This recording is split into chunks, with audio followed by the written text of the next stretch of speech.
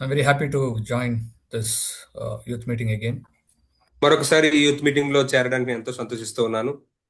I just want to share what God has blessed my heart these days. They- ఈ రోజుల్లో దేవుడు నా హృదయాన్ని దీవించిన విషయాన్ని మీతో పంచుకోవాలనుకుంటున్నాను.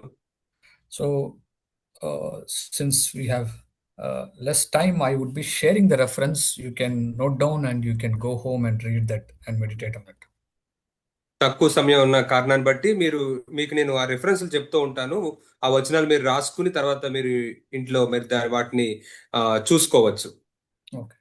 Proverbs chapter 4, verse 18. It's a well-known verse. I'll just read it for you. Proverbs chapter 4, verse 18. సామెతలు 4:18 వచనం మనకు బాగా తెలిసిన వచనమే. మీకోసం నేను చదివి వినిపిస్తాను. But the path of the righteous is like the light of dawn that shines brighter and brighter until the full day. పట్టపగల వరకు వేకు వెలుగు తేజరిల్లినట్లు నీతిమంతుల మార్గం అంతకంతకు తేజరిల్లును. And we also read in 1 Timothy chapter 4, verse 15. అలాగే 1 తిమోతికి 4:15 వచనంలో కూడా మనం ఏం చదువుతామంటే, Take pains with these things, be absorbed in them, so that your progress will be evident to all. నీ అభివృద్ధి అందరికీ తేటగా కనబడు నిమిత్తము వీటిని మనస్కరించుము, వీటి యందు సాధకము చేసుకొనుము.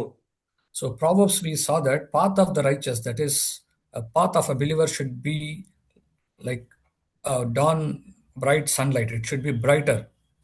మరి ఇక్కడ సామెతలు 4:18 వచనంలో మనం ఏం చూస్తామంటే, నీతిమంతుని యొక్క మార్గము ఆ పట్టపగల వరకు వేకు వెలుగు ఎలాగైతే తేజరిల్లుతూ ఉంటుందో అలాగా ఎదుగుతూ ఎదుగుతూ ఉండాలి. A Christian life should start make it can start like a small lamp or a light, but it should keep on becoming brighter and brighter. క్రైస్తవ జీవితం ఒక చిన్న దీపం వలె అది ప్రారంభం అవ్వచ్చు, కానీ అది ఒక ప్రకాశవంతమైన వెలుగుగా అది వెలుగుతూ ఎదుగుతూ ఎదుగుతూ ఉండాలి. God's will that we have to grow spiritually and we should progress. మనం ఆత్మీయంగా ఎదగాలని, మనం పురోగతి సాధిస్తూ ముందుకు వెళ్ళాలని దేవుని యొక్క ఉద్దేశం. And Paul is writing to Timothy saying that let your progress be evident to others. అయితే పౌలు తిమోతికి రాస్తూ ఏమంటున్నాడంటే, నీ యొక్క అభివృద్ధి అందరికీ తేటగా కనబడనివ్వు అంటున్నాడు. He growing spiritually is one thing. Second is my spiritual progress should be evident to other brothers and sisters, my family members, and everyone around me. మరి ఆత్మీయంగా ఎదగడం అనేది ఒక ఎత్తు అయితే, నేను ఆత్మీయంగా ఎదగడం అనేది అందరికీ కనబడలాగా, అందరికంటే నా సహోదరి సహోదరులకు, నా కుటుంబీకులకు అందరికీ కనబడాలనేది ఇంకోటి. I don't know how many of you have heard and seen of a tree called bonsai tree. మీలో ఎంతమంది బాన్సై చెట్టు అనే దాని గురించి విన్నారో లేదా చూసారో నాకైతే తెలియదు. I want to show a picture of a bonsai tree in the screen. You can see there. ఇప్పుడు ఈ యొక్క స్క్రీన్ మీద మీకు ఒక బాన్సై చెట్టుని మీకు చూపిస్తూ ఉన్నాను, ఒకసారి చూడండి. See, this is a tree. It doesn't look like a tree. It looks like a small plant. ఇది ఒక పెద్ద చెట్టులా కనిపించట్లేదు, కానీ చిన్న మొక్కలా కనిపిస్తూ ఉంది ఇది. But if you see there, it says this tree is 400 years old. అయితే ఇక్కడ మీరు చూస్తే ఆ యొక్క చెట్టు 400 సంవత్సరాల దానికి వయసు కలదనమాట.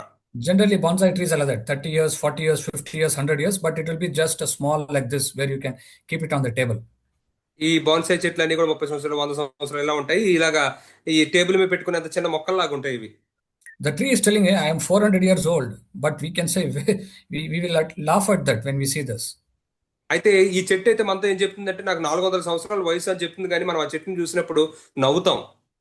Because the progress is not evident. ఎందుకంటే ఇక్కడ దీని ఎదుగుదల అంత స్పష్టంగా కనబడట్లేదు మనకి. But God wants us not to live like this bonsai tree. అయితే దేవుడు మనం ఈ బాన్సై చెట్ల వలె జీవించకూడదని ఆయన కోరుకుంటున్నాడు.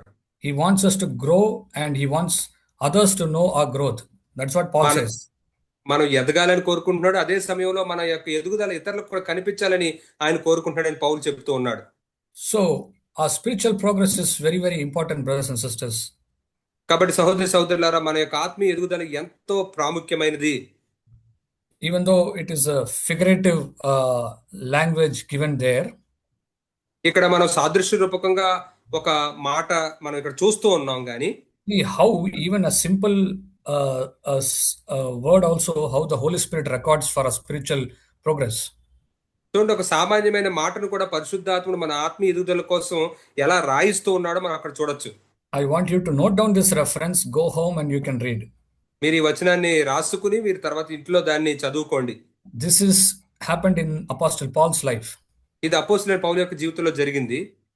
Acts chapter 9 verse 3, అపోస్తల కార్యాలు 9వ అధ్యాయం 3వ వచనంలో he says, if you see in that middle of that, it says, I saw a light. అక్కడ మనం ఆ వచనం మధ్యలో చూస్తే ఒక వెలుగుని చూశాను అంటున్నాడు. You can just underline in your Bible, a light. మీరు అక్కడ మీ బైబిల్లో దాన్ని గీత పెట్టుకోండి కింద, యొక్క వెలుగు. Acts chapter 22 verse 6, he again mentions a brighter light.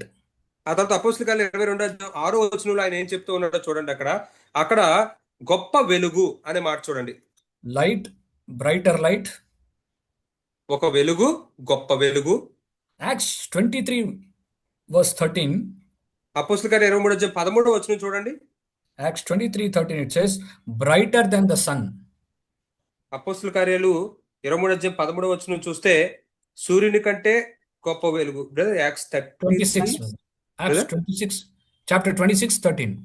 Okay, అపోస్తల కార్యాలు 26వ అధ్యాయం 13వ వచనంలో అక్కడ మనం చూస్తే ఆకాశం నుండి సూర్య తేజస్సు కంటే మిక్కిలి ప్రకాశమైన యొక్క వెలుగు. You see the progress? A light, brighter than the sun. అక్కడ చూడండి, ఆ ఎదుగుదల చూడండి. ఒక వెలుగు, ఒక గొప్ప వెలుగు, ఆ తర్వాత సూర్యుని కంటే మిక్కిలి ప్రకాశమైన ఒక వెలుగు. So that's how our spiritual life should be, brothers and sisters. సోదరి సోదరులారా, మన యొక్క ఆత్మీయ జీవితం ఆ విధంగా ఉండాలి. So we know that we have all studied in science, and we know that what are the things which will needed for a plant to grow like a tree. మనందరం కూడా సైన్స్ లో చదువుకున్నాం కదా, ఒక మొక్క ఒక చెట్టు వలె ఎదగాలంటే దానికి ఏం అవసరమో అని.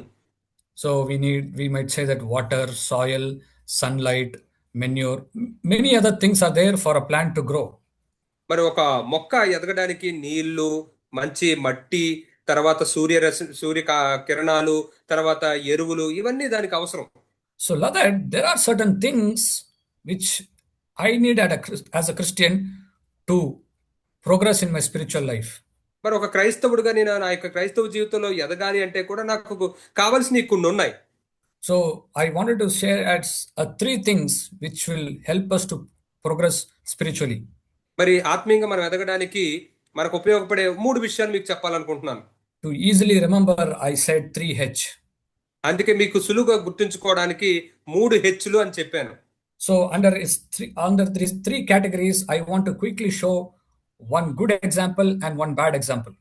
ఈ 3 విభాగాల్లో కూడా ఒక మంచి ఉదాహరణ, ఒక చెడ్డ ఉదాహరణ అలా చూపిస్తూ ఉంటాను. The first thing which I need, there are many other things, but these things are very essential for my spiritual progress. నా ఆత్మీయ ఎదుగుదలకి అవసరమైన ఇంకా చాలా ఇతర విషయాలు ఉన్నాయి, కానీ ఈ 3 మాత్రం చాలా ప్రాముఖ్యమైనవి. First thing we see in 1 Peter chapter 5 verse 5. మొట్టమొదటి మనం ఎక్కడ చూస్తున్నామంటే 1 పేతురు 5వ అధ్యాయం 5వ వచనంలో చూస్తాం. He says, God opposes the proud but give grace to the humble. దేవుడు గర్విష్ఠులను ఎదిరించి దీనులకు ఆయన కృపను అనుగ్రహిస్తాడని చెప్పబడింది. The first H I should remember is humility. కాబట్టి మనం గుర్తుంచుకోవాల్సిన మొదటి హెచ్ ఏమిటంటే హ్యూమిలిటీ, దీనత్వం. We have heard in our churches many times. మన యొక్క సంఘాలు అనేక సార్లు దీని గురించి విన్నాం. Humility is a very important thing for my spiritual progress. నా ఆత్మీయ ఎదుగుదలకి దీనత్వం అనేది ఎంతో ప్రాముఖ్యమైనది. So I want to show a person who was not humble enough, what was his outcome. He was not able to grow in the Lord. చూడండి, ఒక వ్యక్తి దీనుడిగా ఉండకపోయిన కారణాన్ని బట్టి తన దేవుళ్ళో ఎదగకపోయిన ఉదాహరణ నేను మీకు చూపించాలనుకుంటున్నాను. Make note of the reference. You can go home and read for yourself and meditate on it. మీరు ఆ వచనాన్ని రాసుకోండి, తర్వాత మీరు ఇంట్లో దాన్ని చదువుకొని ధ్యానించవచ్చు. 2 Chronicles chapter 26. 2వ దినవృత్తాంతములు 26వ అధ్యాయం. The entire chapter speaks about a king called King Uzziah.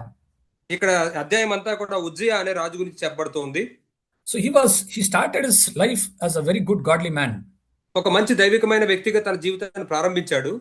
He says that in verse 4,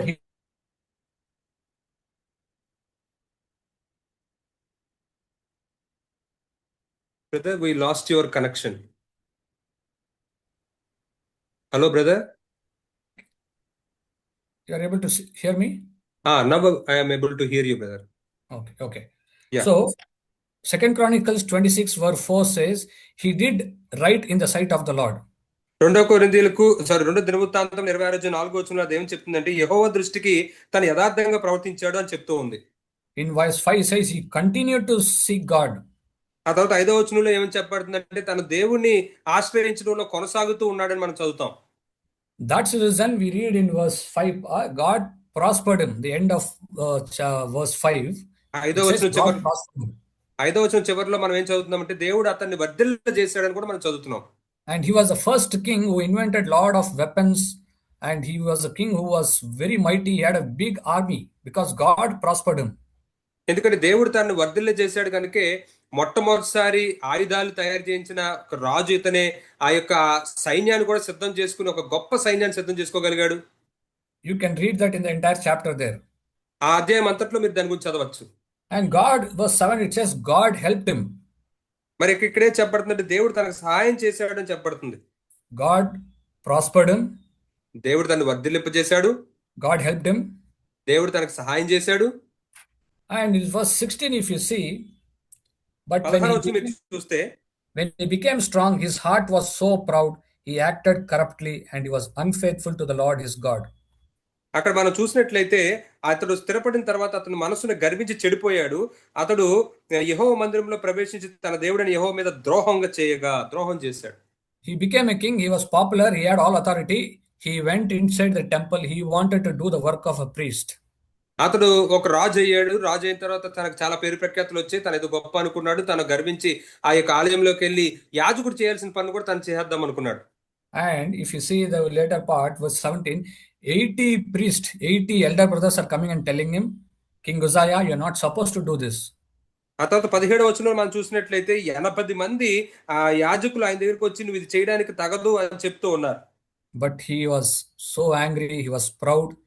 He was so, he didn't want to stop that. He didn't listen to them. No, humility. అతడు చాలా కోపంతో ఉన్నాడు, గర్వంతో ఉన్నాడు. అది చేయడం మానేయాలనుకోవట్లేదు. అది చెప్పే మాట కూడా తను వినట్లేదు. As he was talking, immediately on his forehead there was leprosy. అతను అలా మాట్లాడుతూ ఉండగానే తన యొక్క నుదుటి మీద, నొసల మీద ఒక కుష్ఠ రోగం వచ్చేసింది. Because of his pride. తన యొక్క గర్వాన్ని బట్టి. The growth is stopped. అక్కడ ఎదుగుదల ఆగిపోయింది. God prospered him. దేవుడు తను వర్ధిల్లింపజేశాడు. God helped him. దేవుడు తనకు సహాయం చేశాడు. Verse 20 it says God smitten him with leprosy. 20వ వచనం ఏం చెప్తుందంటే దేవుడు తన్ని కుష్ఠరోగంతో కొట్టాడని చూస్తాం. Whenever I go little, I'm puffed up and proud and I do certain things, somebody comes and correct me, but I'm so proud that I don't take that correction. మరి నేను ఏదైనా చేసి నేను గొప్పలకు వెళ్ళి అతిశయించినప్పుడు ఎవరన్నా వచ్చి నన్ను సరిచేస్తూ ఉన్నప్పుడు ఆ యొక్క దిద్దుబాటుని నేను అసలు తీసుకోవడానికి ఇష్టపడను అసలు. I will get spiritual leprosy where my spiritual progress will hindered. నేను అప్పుడు ఆత్మీయ కుష్ఠరోగాన్ని పొందుకుని నా యొక్క ఆత్మీయ ఎదుగుదల అక్కడ ఆగిపోతుంది. He died as a leper. తను ఒక కుష్ఠరోగిగా చనిపోయాడు. He came inside the temple as a normal good man. He went outside as a leper. ఒక మంచి వ్యక్తిగా ఆలయంలోకి వచ్చాడు కానీ చివరికి తను ఒక కుష్ఠరోగ బయటికి వెళ్ళాడు. Because of pride. గర్వాన్ని బట్టి. So we read about another person in 2 Kings chapter 5. మనం ఇంకొక వ్యక్తి గురించి 2వ రాజుల గ్రంథం 5వ అధ్యాయంలో చదువుతాం. So if we know about this person called Naaman. ఇక్కడ మీకు తెలిసి ఈ వ్యక్తి గురించి నయమాను. He is a commander. He is a well-known guy. He has authority. He has power.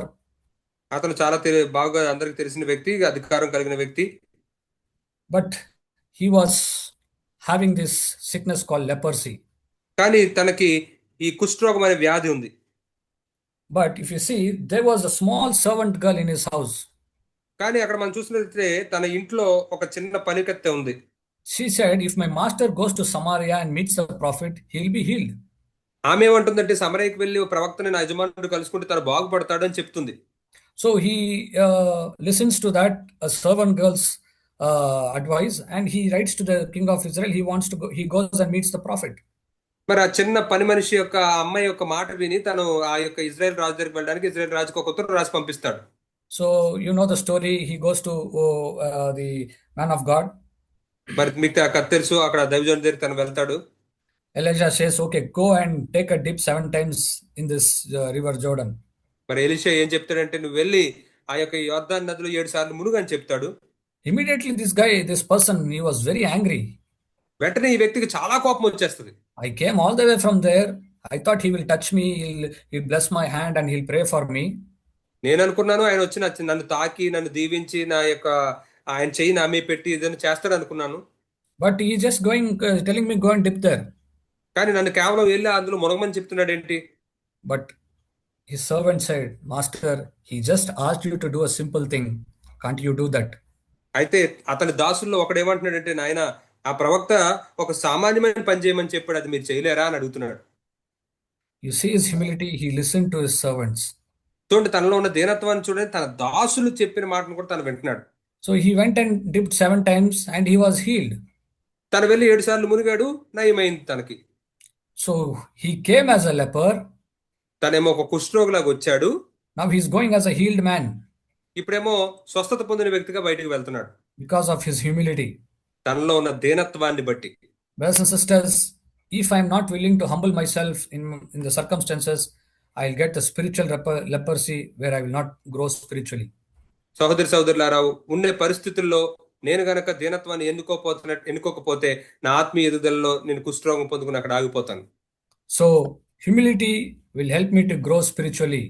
కాబట్టి దీనత్వం నేను ఆత్మీయంగా ఎదగడానికి ఉపయోగపడుతుంది. We can learn from Naaman that humility. నయమాని వద్ద నుంచి ఆ దీనత్వాన్ని మనం నేర్చుకోవచ్చు. I encourage all of you to go home and meditate that passages. మీరందరూ కూడా ఇంట్లో ఈ యొక్క లేఖన భాగాల్ని ధ్యానించాలని మిమ్మల్ని ప్రోత్సహిస్తూ ఉన్నాను. So second H which I want to share is honest before God, honesty. రెండవ హెచ్ నేను మీకు పంచుకోవాలనుకుంటుంది ఏంటంటే హెచ్ హానెస్ట్, అంటే దేవుని ఎదుట యథార్థంగా ఉండాలి. When I'm honest before God, I'll be honest before my fellow brothers and sisters at home. నేను దేవుని ఎదుట యథార్థంగా ఉంటే మరి ఇంటి దగ్గర ఉండే నా సహోదరుల దగ్గర నేను యథార్థంగా ఉంటాను. There is no progress in my life being a Christian for so many years is one of the reasons is that I'm not honest before God. నేను క్రైస్తవునిగా అనేక సంవత్సరాలుగా ఉన్నప్పటికీ నాలో ఆత్మీయ ఎదుగుదల లేకపోవడానికి ఒక కారణం ఏంటంటే దేవుని ఎదుట యథార్థంగా ఉండకపోవడం. I want to share 2 examples in this as well. ఇందులో కూడా 2 ఉదాహరణలు మీతో పంచుకోవాలనుకుంటున్నాను. Acts chapter 5. అపోస్తుల కార్యాలు 5వ అధ్యాయం. We know very well about this couple called Ananias and Sapphira. ఈ అననీయ సప్ఫీరాల దంపతుల గురించి మనకు బాగా తెలుసు. We know the story. మనకు ఆ కథ తెలుసు. They sold the property, kept half for themselves and gave half to the church. వాళ్ళు ఆస్తిని అమ్మి దాంట్లో సగం భాగం వారి దగ్గర పెట్టుకుని సగం భాగం తీసుకొచ్చి సంఘానికి ఇచ్చారు. But when he came, Apostle Brother Peter was asking, tell me, is this what you sold your property for? అయితే వాళ్ళు తీసుకొచ్చినప్పుడు అపోస్తలుడైన పేతురు వారిని ఏమడుగుతున్నాడంటే, మీరు ఆస్తిని ఇంతకే అమ్మారా చెప్పండి అని అడిగాడు. So whenever I am not honest, when a question is asked, then I should realize, oh, now they are asking me, I have to tell the truth. మరి ఎప్పుడైనా నన్ను ఒక ప్రశ్న అడిగినప్పుడు నేను కనుక యథార్థంగా జవాబు చెప్పాలి, ఎందుకంటే వాళ్ళు ప్రశ్న అడుగుతున్నారు కాబట్టి యథార్థంగా జవాబు చెప్పాలి. So he did not even open his mouth and he told a lie. తన నోరు తెరవకుండానే అబద్ధం చెప్పాడు. I can tell lie without even speaking a single word, by my words, by my action, by my life. మరి నేను నోరు తెరిచి మాట్లాడకుండానే నా యొక్క క్రియలను బట్టి నా యొక్క ప్రవర్తనను బట్టి అబద్ధాన్ని చెప్పగలను. So immediately as he said, see, he could have told as soon as Peter asked, okay, he's touching the main point. Okay, no brother, I had some loan to pay. We are planning to buy a flat. So that's why we kept something. Nothing would have been gone wrong. మరి ఆయన నిజంగా నొక్కి అడుగుతూ ఉన్నాడు, ప్రధానమైన విషయాన్ని అడుగుతున్నాడని తెలిసినప్పుడు, సరే సహోదరుడా, మేము లోన్కి ఈఎంఐ కట్టుకోవాలి, ఇంకొన్ని ప్లాన్లు ఉన్నాయి మాకు అని మీరు చెప్పున్నా ఏం ఇబ్బంది లేదు అందులో. But he told a lie to the Holy Spirit and to the apostle. కానీ తను పరిశుద్ధాత్ముడికి అపోస్తులకి ఇద్దరికి అబద్ధం చెప్పాడు. You know what happened? Immediately he died. ఏం జరిగిందో మనకు తెలుసు, వెంటనే చనిపోయాడు. Because of hypocrisy, no honesty. ఎందుకంటే వేషధారణ బట్టి, యథార్థత లేకపోవడం వల్ల, no growth, ఎదుగుదల లేదు. So after 3 hours his wife is coming. 3 గంటల తర్వాత తన భార్య వచ్చింది. So I am responsible for my spiritual progress. నా ఆత్మీయ ఎదుగుదల కొరకు నేనే బాధ్యత వహిస్తాను. Not my wife, not my husband. నా భర్త కాదు, నా భార్య కాదు. Not my brothers or sister or parents. నా సహోదరి సహోదరుల తల్లిదండ్రులు కూడా కాదు. So, husband went to the church. It's been 3 hours. He should have realized what happened. He didn't turn for 3 hours. భర్త 3 గంటలైంది చర్చికి వెళ్ళి ఏం జరిగిందో తెలియదు, ఏమైందో అని కనీసం ఆవిడ ఆలోచించి ఉండాల్సింది. She came to the church. She didn't find the husband. She should have realized at least that time. ఆమె చర్చికి వచ్చింది, భర్తని ఆ, చూడలేదు ఆమె. అప్పుడు విన్నా కనీసం ఆవిడ గ్రహించాల్సింది. Apostle is asking, did you sell for this money? She should have said, okay, he's touching the main point. She should have said, no, no, we kept something for us. If she would have told the truth, her life would have been saved. మరి అపోస్తులైన పేతురు గారు ఆమెను మీరు ఎంతకే అమ్మారని అడిగినప్పుడు ఆయన మళ్ళీ ఇది ప్రధానమైన విషయాన్ని అడుగుతున్నారు కాబట్టి ఆవిడ యథార్థంగా లేదు మేము కొంచెం దాచుకున్నాం, మేము దీంతో కొన్ని పనులు చేద్దాం అనుకున్నాం చెప్పుంటే ఆవిడ బాగుండేది. She opened her mouth and said, yes, this is the price we sold. ఆమె నోరు తెరిచి ఏం చెప్పిందంటే అవును ఇంతకే అమ్మామని చెప్పింది. She also died ఆమె కూడా చనిపోయింది because of dishonesty, because of hypocrisy. ఆ యొక్క ఆ వేషధారణ బట్టి, అన్యాయంగా మాట్లాడిన దాన్ని బట్టి. Both husband and wife, they came into the church alive, went outside as dead bodies. భార్యాభర్తలు ఇద్దరూ కూడా సజీవంగా చర్చిలోకి వచ్చారు, తర్వాత మృతదేహాలుగా బయటికి వెళ్ళారు. Spiritually dead. ఆత్మీయంగా చనిపోయారు. If I'm not honest before God and man, spiritually I will dead. There will be no progress. దేవుని ఎదుట మానవుల ఎదుట నేను యథార్థంగా ఉండకపోతే నేను ఆత్మీయంగా చనిపోయి ఏమి ఎదుగుదల లేని వాడిగా ఉంటాను. But in Luke chapter 15, we see another man who was honest, and what we see his condition there. అయితే లోకాసు వార్త 15 అధ్యాయంలో ఇంకొక వ్యక్తిని చూస్తాం, తను యథార్థంగా ఉన్నాడు. ఆయన స్థితి ఏంటో మనం అక్కడ చూస్తాం. Verses 11 to 32, you can go home and read that. 11 నుంచి 32 వచనాలు మీరు ఇంట్లో తర్వాత చదువుకోవచ్చు. It's about the prodigal son. ఇది తప్పిపోయిన కుమారుడు గురించి. So he says at one point, when he comes to sense, he says, I will go to my father and I say, I have sinned against you, I have sinned against heaven. మరి తనకి బుద్ధి వచ్చిన తర్వాత ఆ కుమారుడు ఏమనుకున్నాడంటే, మా నాన్న దగ్గరికి నేను వెళ్ళి చెప్తాను, నేను పరలోకానికి వ్యతిరేకంగా నీకు వ్యతిరేకంగా నేను పాపం చేశాను అని అనుకున్నాడు. Verse 21. 21వ వచనంలో he didn't say, Father, actually my friends all, they brainwashed me, they only told me, but now they all left me because of those fellows only I'm like this. No, he said, I have sinned against you, Father. అయితే తను నా స్నేహితులు నన్ను నా బుర్రంతా చెరిపేశారు, నేను అనవసరంగా వాళ్ళ మాట విని ఇలా చెడిపోయాను, ఇప్పుడు వాళ్ళందరూ నన్ను విడిచిపెట్టి వెళ్ళిపోయారు అని తన స్నేహితుల మీద తన నింద మోపి అటువంటి కారణాలు చెప్పడం లేదు. When I go to God and be honest and tell him that, Lord, I have sinned against you, there is hope for me, there will be spiritual progress will start. నేను దేవుని దగ్గరికి వెళ్ళి ప్రభువా నేను పాపం చేశానని యథార్థంగా ఒప్పుకుంటే నాకు నిరీక్షణ ఉంటుంది, నా ఆత్మీయ ఎదుగుదల అక్కడ కొనసాగుతూ ఉంటుంది. What happened to him? If you read in verse 32, the father says, but we had to celebrate and rejoice, for this brother of yours is dead and has been begun to live. He was lost and has been found. అయితే తండ్రి ఏం చెప్తూ ఉన్నాడంటే, ఇదిగో నా కుమారుడు చనిపోయి మరలా బ్రతికను, తప్పిపోయి దొరికనని చెప్పి అంతటి వారు సంతోషపడి సాగిరి, ఆయన విందు చేద్దామని చెప్పాడు. So father says he was dead, now he's alive. What made him to alive is honesty. అయితే తండ్రి ఏమంటున్నాడు ఇక్కడ, నా కుమారుడు చనిపోయాడు మరలా బ్రతికాడు అంటున్నాడు. ఎలాగా తను బ్రతికేటట్టు అయ్యింది అంటే తన యథార్థతే తన బ్రతికేటట్టు చేసింది. Satan will say, don't tell the truth, hide it. If you tell the truth, you will be disciplined, you will be put out of the church, or you will be humiliated. No, brothers and sisters, there is life when we are honest before God and people. మరి అపవాదం ఏం చెప్తాడంటే, నువ్వు అబద్ధాలు చెప్పు, నువ్వు నిజం చెప్పేయద్దు, నువ్వు అబద్ధాలు చెప్పు, నువ్వు నిజం చెప్పడం వల్ల నువ్వు దిద్దుబాటు చేయబడతావు, ఇతరుల ముందు అవమానపరచబడతావు, సంఘం నుంచి బయట పెట్టబడతావు, శిక్షించబడతావు, కాబట్టి అబద్ధం చెప్పమంటాడు. లేదు సహోదరులారా, మనం నిజమే చెప్పాలి, అప్పుడు మనం ఎదుగుతాం. When you're honest, then our spiritual progress will start, brothers and sisters. మన యథార్థంగా ఉన్నప్పుడే సహోదరులారా మన ఆత్మీయ ఎదుగుదల మొదలవుతుంది. And the last one, the third H is, చివరిది మూడో హెచ్ ఏంటంటే, hunger and thirst for God and God's righteousness. దేవుని కొరకు, దేవుని యొక్క నీతి కొరకు ఆకలి కలిగి ఉండడం. హెచ్ అంటే hunger. Really have that hunger in seeking God and God's kingdom. దేవుని యొక్క రాజ్యాన్ని వెతికే విషయంలో నిజంగా ఆ ఆకలి మీకు ఉందా? Or I'm just with my words I'm telling, but inside there is no hunger and thirst. ఏదో నా మాటలతో నేను చెప్తున్నాను కానీ నా లోపల ఆ ఆకలి దప్పులు లేకపోతే. Matthew 5:6 says, blessed are those who hunger and thirst for righteousness, they shall be satisfied. అందుకే మత్తయి సువార్త 5:6 నేను చెప్తుందంటే, ఆకలి దప్పులు గల వారు ధన్యులు, వారు తృప్తి పరచబడతారు. So there is a man In Luke chapter 18, లోకాసువార్త 18 అధ్యాయంలో ఒక వ్యక్తి ఉన్నాడు. verse 18, it says, there is a rich young ruler. He came to Jesus saying, good teacher. ఒక యవనస్తుడు తన దగ్గరికి వచ్చి యేసు దగ్గరికి వచ్చి అంటున్నాడు, సద్బోధకుడా. He knows God, Jesus as a teacher, and he says, what should I do to inherit eternal life? What a question, what a desire.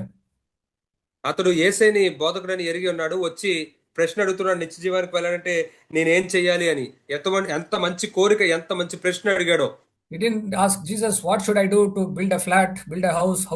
What should I do to make more money? No, no. మరి ఇల్లు ఎలా కట్టుకోవాలి, ఒక flat ఎలా కొనుక్కోవాలి, లేకపోతే ఇంకా డబ్బులు ఎలా సంపాదించాలి, ఇలాంటి యేసేని అడగలేదు. He had a good desire. మంచి కోరిక తనలో ఉంది. But Jesus said, okay, you are doing everything. He said, I'm following all the commandments since my childhood, he said. అయితే యేసే అన్నాడు, అవును నువ్వు ఇవన్నీ చేస్తున్నావు. తను కూడా అన్నాడు, నేను చిన్నప్పటి నుంచి ఇవన్నీ చేస్తున్నా అని చెప్పాడు. He said, you lack one thing, go sell everything and follow me. అయితే తనేమంటున్నాడంటే, నీలో ఒకటి కొదువుగా ఉంది, నువ్వు వెళ్ళి నీ ఆస్తి అంతా అమ్మేసి రా అని చెప్తున్నాడు. He went very sad, brothers and sisters. తను చాలా విచారపడుతూ వెళ్ళిపోయాడని చూస్తాం సోదరులారా. He's the only person who came to Jesus went empty handed. యేసు దగ్గరికి వచ్చి ఖాళీ చేతులతో, ఒట్టి చేతులు తెరిపిన ఏకైక వ్యక్తి ఇతను. Why? ఎందుకని? No hunger and thirst for eternal life. ఎందుకంటే నిత్య జీవం కొరకు ఎటువంటి ఆకలి దప్పులు తనకు లేవు. Only in words he was telling. ఏదో మాటలతో చెప్తున్నాడు అంతే. If he had a true hunger, he should have said, okay, Lord Jesus, I'll sell everything and follow you tomorrow immediately, he should have told. మరి తను నిజాయితీగా ఉండి తను ఏం చెప్పి ఉండాలంటే, సరే ప్రభువా, నేను రేపే అవన్నీ అమ్మేసి నేను వచ్చి నేను వెంబడిస్తానని చెప్పి ఉండేవాడు. He didn't come back. కానీ తను తిరిగి రాలేదు. The real hunger and thirst was not there. నిజమైన ఆకలి దప్పులు తనకు లేవు. But we see another person in Luke chapter 19. If you just in the same page, you can see there a person called Zacchaeus. అయితే ఇదే పేజీలో లోకాసువార్త 19 అధ్యాయంలో ఇంకొక వ్యక్తిని మనం చూస్తాం. అతని పేరు జక్కయ్య. He was a tax collector. తనొక సుంకపు వసూలు చేసే వ్యక్తి. In those terms, it's a kind of a very evil job and sinner. ఆ రోజుల్లో అది ఒక చెడ్డ పనిలాగా ఉండేది. ఒక పాపిలా తను చూసేవారు. He didn't come to Jesus saying, good master, tell me what I should do to eternal. No, he didn't say that. అతను యేసు దగ్గరికి వచ్చి, సద్బోధకుడా, నిత్య జీవాన్ని పొందుకోవడానికి నేను ఏం చేయాలి, ఇట్లాంటి మాటలు ఏమి అతను చెప్పలేదు. He knew about Jesus. యేసే గురించి తనకు తెలుసు. And he heard that he's going to come in his street. ఆయన ఈ వీధిలో రాబోతున్నాడు అనే సంగతి తను విన్నాడు. He was very short. తను చాలా పొట్టిగా ఉంటాడు. He ran before the crowd came and he got into a tree. ఆ జనసమూహం రాకముందే తను పరిగెత్తుకుని వెళ్ళిపోయి ఆ చెట్టు ఎక్కువ ఉన్నాడు. I picture like this, how he would have ran before Jesus reached his place. He was running like anything and he climbed that tree. నేను దీన్ని ఇలా ఊహించుకుంటూ ఉంటాను. ఆ జనమంతా కూడా వాళ్ళు అటువైపు రాకముందు తిని ఎంత వేగంగా పరిగెత్తుకుని ఇలా చెట్టు ఎక్కి ఎదురు వేసే కోసం ఎదురు చూస్తూ ఉంటాడని. Just one desire, I want to see Jesus. How this Jesus is. ఒకే ఒక కోరిక తనకుంది, యేసయ్యని నేను చూడాలి. ఎలా ఉంటాడు యేసయ్య? How he is. I've heard many things about him, but just one glimpse of his face I want to see. ఆయన గురించి చాలా విన్నాను, కానీ ఆయన ముఖం ఒక్కసారి నేను చూడాలనుకుంటున్నాను. So Jesus came and he said, Zacchaeus, come down. యేసయ్య అక్కడికి వచ్చి ఏమన్నాడంటే, జక్కయ్య కిందకి రా అన్నాడు. Why? He didn't even ask Jesus, but he just had the desire to see Jesus. There was true hunger and thirst to see Jesus. అక్కడ ఎందుకని ఆయన అలా అడిగాడు? ఆయనేమి నేను యేసయ్య దగ్గరికి వెళ్ళి అడగలేదే, కానీ యేసయ్య తనలో ఉన్న ఆ ఆకలి దప్పుల్ని, తనని చూడాలనే ఆకలి దప్పుల్ని తను చూశాడు. He said, come Zacchaeus, we'll go to your house. I want to come to your house. ఆయన ఏమన్నాడంటే, వచ్చి జక్కయ్య నువ్వు రా, మీ ఇంటికి వద్దాం అనుకుంటున్నానని చెప్పాడు. As they were going, Zacchaeus stopped, it says. వాళ్ళు వెళ్తుండగా జక్కయ్య ఆయన ఆపాడని మనం చూస్తాం. What did it say? Lord, I have many people. First, I'll just settle everything to people, he said. ప్రభువా, నేను చాలా మందిని మోసం చేశాను, మొదటగా ప్రజలతో అవన్నీ సరి చేసుకుని వస్తానని చెప్పాడు. He knew Jesus is a righteous man. Before he comes to my house, I want to settle everything. He wants to settle accounts. He took a decision right away on that spot. మరి యేసయ్య నీతిమంతుడని తనకు తెలుసు. అందుకని తన ఇంటికి యేసయ్య రాకముందే అన్నింటినీ సరి చేసుకోవాలి, ఆ క్షణంలోనే వాడన్నింటినీ సరి చేసుకోవాలని తన నిర్ణయం తీసుకున్నాడు. This shows his hunger and thirst, brothers and ఇది sisters. సహోదరులారా, తనకున్న ఆకలి దప్పుల్ని మనకు చూపిస్తూ ఉంది. Jesus didn't say, okay, to settle that it might take another 2-3 months for you. After that, you just let me know, I'll come to your house. No, he didn't say that. యేసయ్య మరి నీకు అదంతా పూర్తి చేయడానికి నీకు 2-3 నెలలు పడుతుంది. ఆ 2-3 నెలల తర్వాత అదంతా సరి చేసుకున్న తర్వాత అప్పుడు నన్ను పిలువు, నేను మీ ఇంటికి వస్తాను అని అలా చెప్పలేదు. Immediately said, today salvation has come to your house.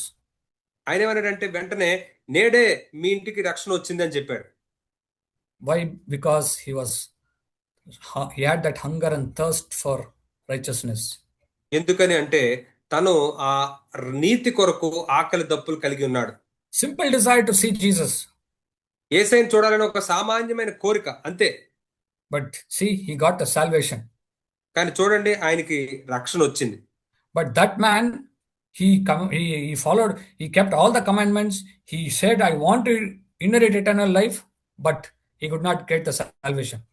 చూడండి ఆ వ్యక్తి అయితే ఏం చేశాడు, తను అవన్నీ పాటించాడు, యేసయ్యను నిత్యజీవం కావాలని అడిగాడు, కానీ తను పొందుకోలేకపోయాడు. Because the true hunger and thirst was not there, brothers and sisters. ఎందుకంటే తనకి నిజమైన ఆకలి దప్పులు లేవు సహోదరులారా. So, brothers and sisters, we have heard this many times. సహోదరులారా, వీటి గురించి మనం అనేక సార్లు విన్నాం. These are not new things which I'm sharing. ఏదో కొత్త విషయాలు నేను ఇక్కడ పంచుకోవటం లేదు. Let's examine ourselves. Ask the Lord, Lord, show me the areas where I have not humbled myself. Show me the areas where I'm not honest. Show me the areas where I don't have the real hunger and thirst for you, Lord. మనం పరిశీలించుకుని ప్రభువుని అడుగుదాం, ప్రభువా నేను ఎక్కడ దీనుగా లేను నాకు చూపించండి, ప్రభువా నేను ఎక్కడ యథార్థంగా లేను నాకు చూపించండి, ప్రభువా నేను నిజమైన ఆకలి దప్పులు కలిగి లేని స్థితిని నాకు చూపించండి ప్రభువా అని పరిశీలించుకుందాం. The Lord will show to us. అప్పుడు ప్రభు మనకు చూపిస్తాడు. Then we can work out on those areas which will help us to grow in a spiritual life. అప్పుడు ఆయన చూపించిన విషయాల మీద మనం పనిచేసి వాటిని సరి చేసుకుని అప్పుడు మన ఆత్మీయ ఎదుగుదలలో ఆ జీవితంలో ఎదగలుగుతాం. Then that progress will be evident to my wife, my husband, my children, my parents, brothers and sisters. Everybody will say, yes, we can see the progress. అప్పుడు మనలోని ఆ ఎదుగుదల తేటగా మన తల్లిదండ్రులకు, భార్యకి, భర్తకి, పిల్లలకి, సహోదరులకి అందరికీ స్పష్టంగా కనబడుతుంది. And they will see our progress and they will glorify the Father in heaven. వాళ్ళు ఆ యొక్క ఎదుగుదలని తేటగా చూసి ఆ పరలోకమందున్న తండ్రిని మహిమపరుస్తారు. May the Holy Spirit fill us with the Holy Spirit to live this life, brothers and sisters. Amen. ఇటువంటి జీవితాన్ని జీవించడానికి పరిశుద్ధాత్ముడు ఆయన యొక్క ఆత్మతో మనల్ని నింపును గాక. ఆమేన్.